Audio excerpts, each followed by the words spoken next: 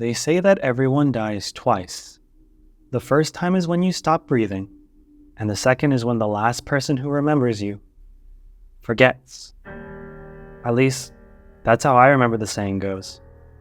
The truth is that I'm not sure where the origin of the quote comes from, or even what the quote exactly is, and that bothers me. It feels like something I should remember, and yet my mind scrambles to grasp the memory, only to have this mental fog slip through my fingers.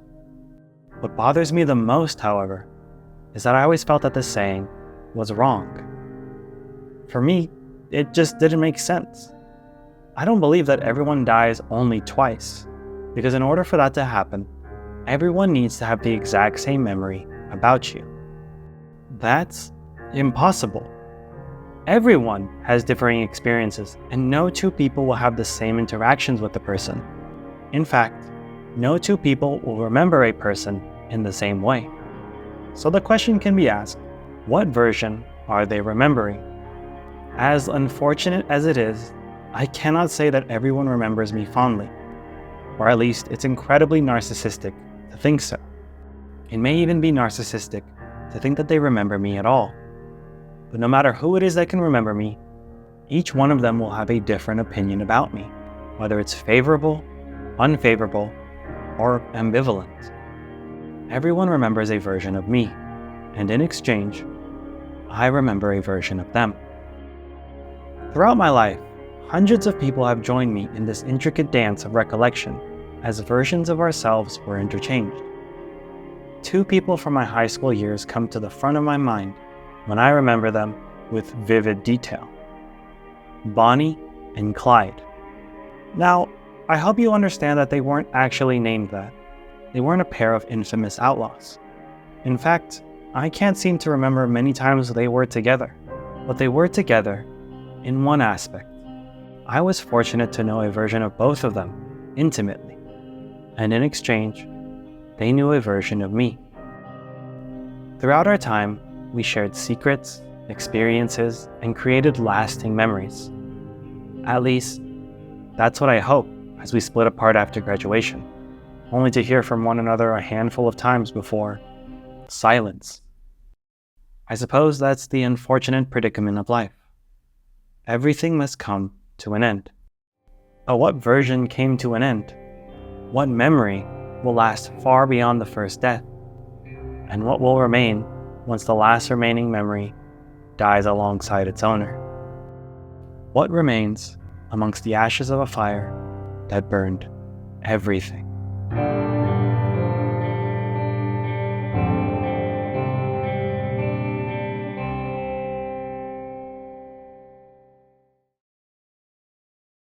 In 2016, a game named Firewatch by developer Camposanto released to critical acclaim.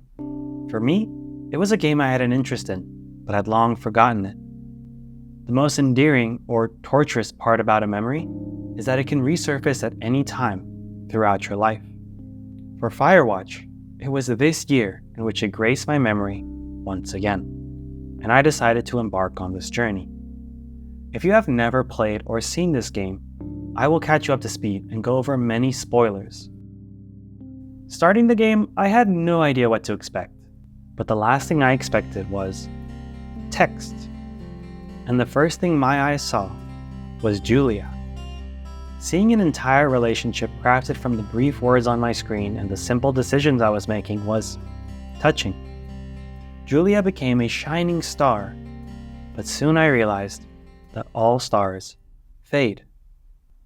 As Henry, the main character we play as, began to cope with Julia's early onset dementia, he begins to drink heavily. Following a DUI and Julia's parents taking her back to their home in Australia, we find ourselves working in the wilderness of Wyoming, watching out for fires.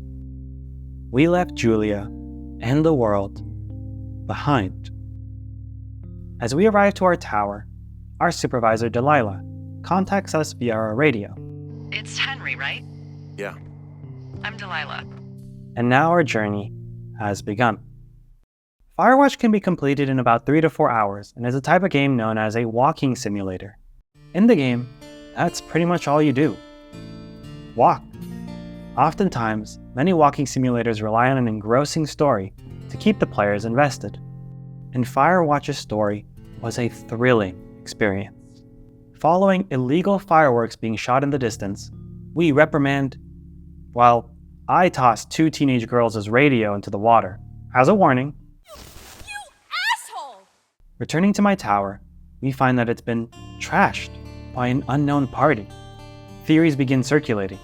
Maybe it was the girls who enacted their revenge. Could it have been that strange man that I saw in the forest? Or perhaps something unspeakable is happening in this forest. The next day, our communications had been cut. Left there was a note of a certain kind, seemingly confirming that it was the girls from the previous day. As Delilah and I scheme to frighten the girls, I find a backpack belonging to Brian Goodwin, the son of Ned Goodwin, a previous Firewatch member who left with his son abruptly a few years ago. I take Brian's climbing gear and a disposable camera that I'll save for important things later. I then head off to scare the girls, only to find their campsite destroyed. They also left a note blaming me for all of this mess, including the stolen note material that was by the downed wire. Something is amiss, and there is a mystery to uncover. But even before we solve this mystery, Delilah asks, What do you look like? including asking us basically what we're wearing. I was caught off guard by this comment, and the subsequent comments of her wanting to know what my eyes were like so she could draw me. This felt terrible. I immediately was thrown back into my memories of when Julia drew me as I posed and flexed like He-Man. It had been 3 days, and my mind was filled with theories about what could be happening in these woods, what mysteries were ready to be solved. But I had not thought of Julia. I forgot all about her. I couldn't let that happen, and these moments with Delilah felt like they were infringing upon my memories. Or perhaps they were strengthening them? Before I could even decide how to feel, we are suddenly thrust onto the 9th day of our summer job, seemingly missing entire days from our story, from our memories. Delilah calls and informs me that the girls I had seen at the lake, the ones with their campsite trashed, went missing. I froze, and I felt my stomach drop. I didn't even know what to say, but Delilah chose to not say anything to the cops. Suddenly I'm thrust another week into the future? What happened? Time is becoming more and more elusive, and I'm seemingly missing out on days that I could have cherished, that I could have remembered. Suddenly, I'm talking to Julia? Hey, you big dumb idiot. Or a version of her. Am I imagining things? I'm mistakenly talking to Delilah, right? Delilah tells me I called her in the middle of the night, and she remembers Javier, the person she planned to marry, who she could not face after his brother had died. She came out here to escape her past, and her broken heart, as Javier left her. Next, I'm grabbing food, but only taking enough for me. 2 months gone, in a blink of an eye, as a new fire begins to burn. Delilah attempts to grow closer to me. I wish I was over there. I still feel uncomfortable. Julia is still at the forefront of my mind. Or in the back? I keep forgetting about her. I deny Delilah's advances. I'm losing time. Everything is going by so fast. How can I remember? Then I stumble across a recorded history of our conversations by an unknown party. Someone has been listening to our calls. Someone has been recording everything. This should fill me with dread. There is someone out here. But somehow, I feel calm. I feel happy, knowing that someone is recording. That someone remembers me. Then someone is out here with us. We need to find them. Why is this fence here? I need an axe. Who are Ron and Dave? Why is there a snowmobile? What is happening? Delilah gives me a new radio. Is any of this real? There's a station. They have extensive notes. I pick up a device. Delilah tells me to Burn the place down. I can't. That's literally the opposite of my job description. It burns. Anyway, I return to the tower. I get a key. I get incriminating evidence. It all burns. Anyway. We've been watched. We're being framed. Am I crazy? The answer is in the cave. I must see the cave. I must. Ah, shit. Are you... Oh, God. You fell. It was in the cave where I found the remains of Brian Goodwin. Dead. Decayed. Left. Forgotten. I can't believe it. I had forgotten all about him. I had forgotten about the missing girls, who turned out alive, just in jail, not missing. I had forgotten about Julia. But Brian was just this kid who loved fantasy, who tried climbing. Or was he pushed? Or was... We need to evacuate. The smoke is getting to us. Everything is burning. Yeah, hi, Henry. Hey, you better find this before it burns up. It was Ned, Brian's father. It was him. It was all him. He had stayed for 3 years after Brian's death and claimed it was a climbing accident. Delilah doesn't believe that, but all I could find was a grieving father, keeping mementos of Brian and keeping the memory of him alive. All Ned wanted to do was scare us away, worried that someone would find his son and blame him for everything. As the fire kept raging, Henry says, It's gonna burn all of this up. everything that Ned held on to, everything that I had experienced in the past 3 hours, everything was burning. Nothing was going to be saved. Then Delilah says something that changed everything. Well, take a picture if you're so keen to remember it. I was so caught up in the moment that I haven't taken a single picture. I've played this entire game, and I haven't taken a single freaking picture? Everything will be lost in the fire. So I take one photo, a single photo of Ned's camp and Brian Goodwin's things. I take the photo to remember it. I take the photo to remember them. And then I leave, headed towards Delilah's tower to leave via helicopter, as everything burns. But the helicopter arrives early, and I'm nowhere near Delilah. She says, Hey, they're here, but they're making rounds. They'll come back. I think I'm gonna go with them. Delilah is leaving me. I say, Dee, what if they don't come back for me? Delilah reassures me, but I'm left to hike to a tower in silence, hiking through the smoke as everything burns, as everything is forgotten. I'm sprinting to get to safety. Please don't leave me. Please come back. Please remember me. I don't want to be forgotten. I'm afraid of being forgotten. As I reach Delilah's tower, I quickly search her things. Her home. Everything from a half-eaten apple to the picture she drew of me is there. It will all be burned. It's all being forgotten. Delilah answers my call, and with one final goodbye, the helicopter thankfully arrives, and I'm whisked away, back to civilization. I get to go home. I was able to be remembered, and to hopefully find my way back to Julia. Firewatch was a whirlwind of a game for me, and after completing the game, I immediately went to go watch video essays that could articulate what I was feeling. But sadly, no matter what video I watched, they never conveyed exactly what I felt.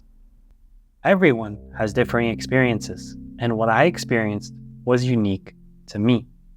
Some people let Julia draw them as a Victoria's Secret model, while I was drawn as He-Man. Some people flirted with Delilah, while I rejected her advances. Some people even found a turtle. Well, I didn't even know they were in the game. The numerous amounts of choices makes each experience with the game so unique, and no two people will have the same interactions with the game. In fact, no two people will remember this game in the same way. So many videos covered escapism, running away from your problems, the realism that sometimes stories don't have crazy convoluted plots, and some videos even covered the feeling of being disappointed in the ending. But I hyperfixated on one concept when playing Firewatch: memory. Firewatch was a game designed to be forgotten. As a game, you could beat this in 3 to 4 hours, and the primary device to tell the story is just walking around places. It relies heavily on the story to get you engaged. But despite placing a huge emphasis on the story, every moment and plot point was built up to be quite unmemorable. The 2 girls at the lake, who we believed were missing, they ended up being fine.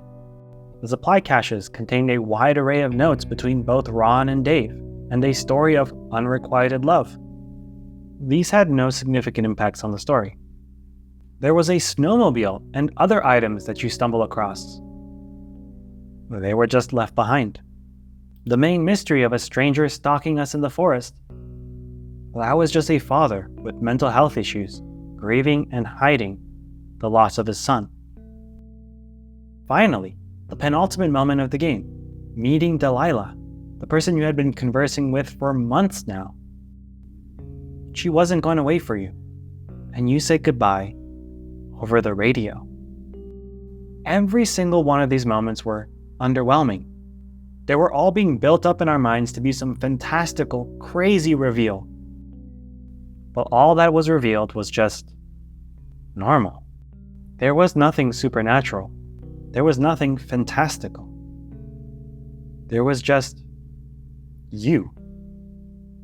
Alone.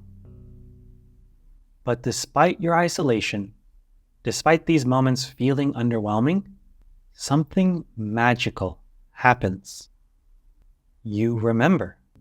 And you create a version of this game in your memory that is unique to you. The game even encourages you to remember as it hands you a camera, hopefully enticing you to take photos of the amazing moments that truly affected you. Moments that you want to remember. Because whether you loved the game or hated it, these memories have become a part of you, entwined with your soul. All of your memories shape who you are, and I can't help but remember Julia. The journey in Firewatch is analogous to the journey Julia experienced. The events of the game became memories in our life, and the fires were synonymous to Julia's dementia, which lit memories on fire and burned versions of ourselves into ash. How horrifying it would be to forget everything. How isolating it would feel to lose your memories and lose a part of yourself. And how heartbreaking it would be to have the versions of you, the versions where you could remember, be forgotten and replaced by this new version of you, only able to have your mind scramble to grasp a memory, but have it slip through your fingers over and over and over. You would be losing every version of your experiences and lose what makes you truly unique. And it makes me think back to the quote. They say that everyone dies twice. The first time is when you stop breathing, and the second is when the last person who remembers you forgets. After completing Firewatch, I now wonder, how do we determine the order? If there are so many versions of you, then there will be a moment where you experience this second death first. Just like Julia, forgetting the version of Henry that she loved. I don't know what is worse, forgetting everything and everyone, or being forgotten while you are still alive. I am afraid of being forgotten. So much so that even this quote, this damn quote, haunts me. I don't even know where it's from. It could be from the artist Banksy, who apparently said, I mean, they say you die twice. One time when you stop breathing, and a second time, a bit later on, when somebody says your name for the last time. Or it could be attributed to Irvin D. Yalom, who wrote, "Someday soon, perhaps in 40 years, there will be no one alive who has ever known me. That's when I will be truly dead. When I exist in no one's memory." I thought a lot about how someone very old is the last living individual to have known some person, or cluster of people. When that person dies, the whole cluster dies too, vanishes from the living memory. I wonder who that person will be for me. Whose death will make me truly dead? I don't know which of these quotes I'm remembering, or if my version I've created is unique to me. But then again, isn't everything? The quote, "Though we may remember it the same," is just like Firewatch. It has different meanings for everyone, and it affects everyone differently. Everyone has different versions of this quote, similarly to different versions of the people they have met. It's in recognizing all these different versions that I can remember the unique versions of my friends, Bonnie and Clyde. It has been years since I had last heard their voices, and I can't help but think about them from time to time. Even though my memory of them may be vastly different from anyone else's memory, it's a blessing to be able to remember them, and to remember us all together. I hope the version of me they remembered was kind, because I remember them with great admiration. They were two people, two amazing people, who took their own lives and are no longer with us. These versions of them I keep in my memories are all that I have left. It's why these versions of them are so personal to me, and ones I desperately need to keep alive. Both of them each took a version of me to the grave, and I have no idea what version of me that was. I have now experienced my second death numerous amounts of times, and I grieve for the people and all the versions of me that I've lost. But I can recognize that I am fortunate enough to continue making versions of myself as I exchange these versions with numerous amounts of people that I've met, though I fear that these versions of me won't be met with as much admiration as my past ones. Yet I continue to march on, working on myself and doing the best I can with what I'm left with. The least I can do for them now that they're gone is attempt to keep my versions of them alive for as long as possible. Because if I don't, I fear I may lose my version of them. I fear I may lose them forever. I'm afraid of forgetting them. I'm afraid of forgetting everyone. And I'm afraid the best version of me will be forgotten amongst the ashes.